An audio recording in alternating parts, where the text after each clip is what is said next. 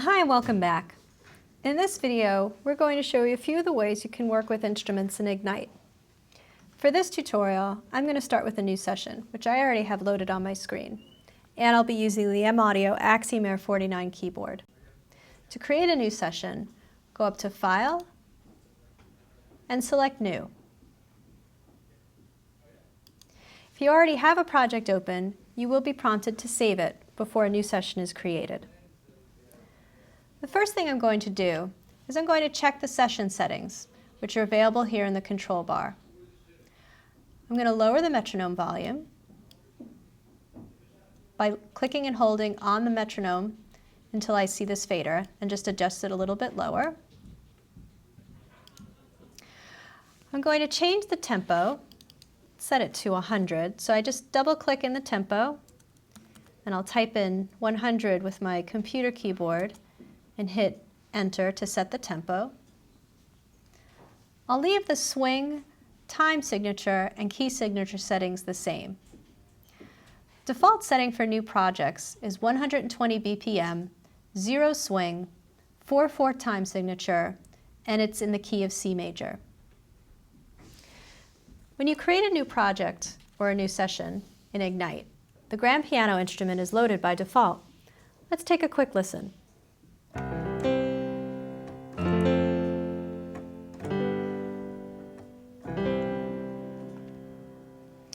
I think that sounds good. If I wanted to adjust the sound of that instrument, I could do so by using the rotary encoders on my Axiom Air 49. If your M-Audio keyboard does not include rotary encoders, you can just click onto the control and move the mouse up or down to make the adjustments. Let's go ahead and record in a short part. I'm going to use the transport controls on the Axiom Air 49. If your M-Audio keyboard does not have transport controls, simply use the controls that are available here in the control bar. When I press record, you'll start hearing the metronome count in, and you'll see a count and cycle on screen. Ignite is not recording yet.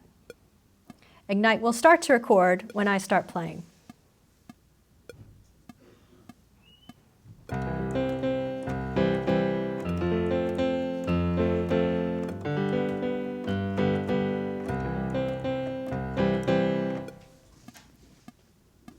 Let's listen to that back. I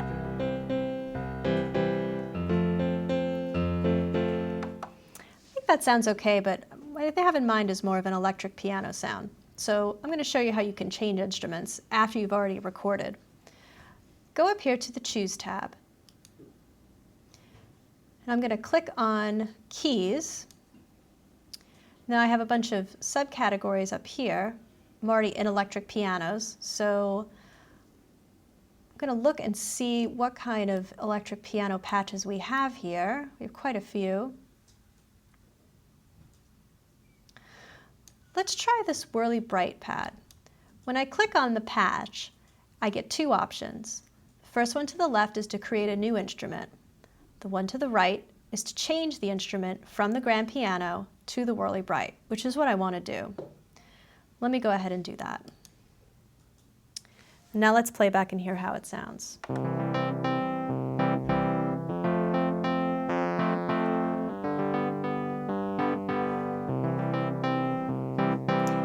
If I wanted to change instruments while listening back, I can do that as well. Same thing applies. Click on the patch to select it, then click on the Change button to change the patch.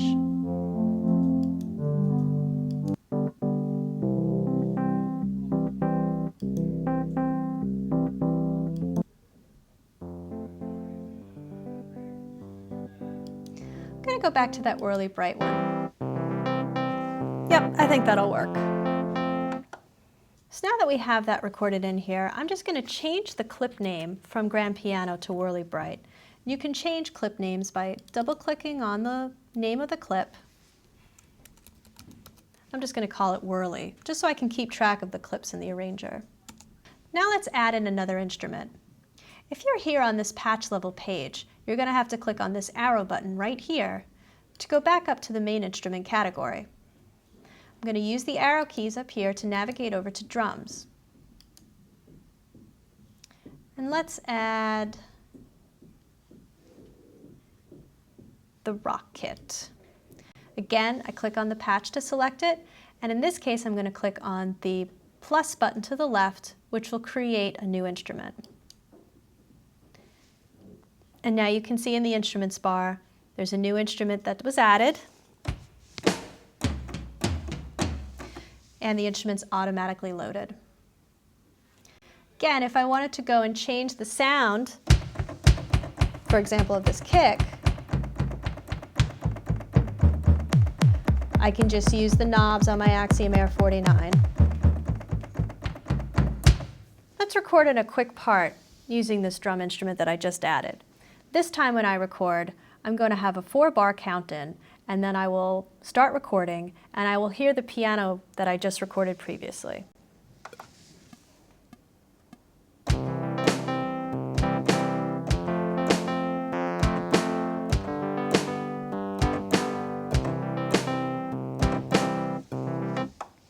Let's go ahead and listen to that back.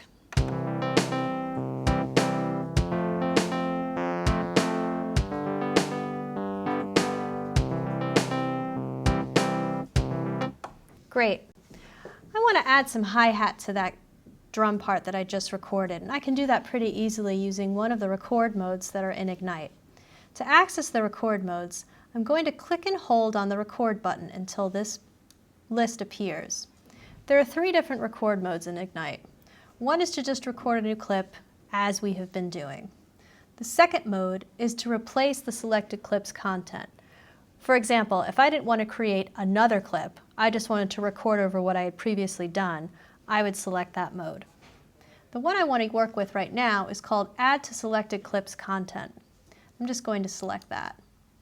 In this mode, I can easily add in additional percussion parts without having to record an additional clip. When I hit record this time, I will again get a 4-bar intro, I will hear the piano sound and the rock hit, and the only part that's going to get recorded is the part that I'm playing in, which is the hi-hat.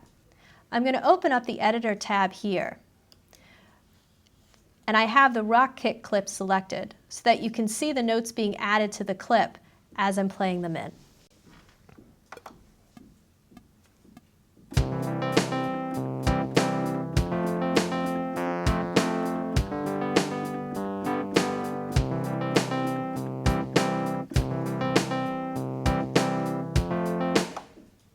And there you go. I've been able to add that little bit of hi-hat to that drum kit. Now remember, if you don't want to continue working in that mode, you'll need to go back to the record button and set the mode that you want to go back to. For this tutorial, I'm going to return back to the just record a new clip mode. And I'm going to go back to the shape tab. Let's save this project because we'll continue to work on it in the next video. Let's listen back to these 2 clips one more time.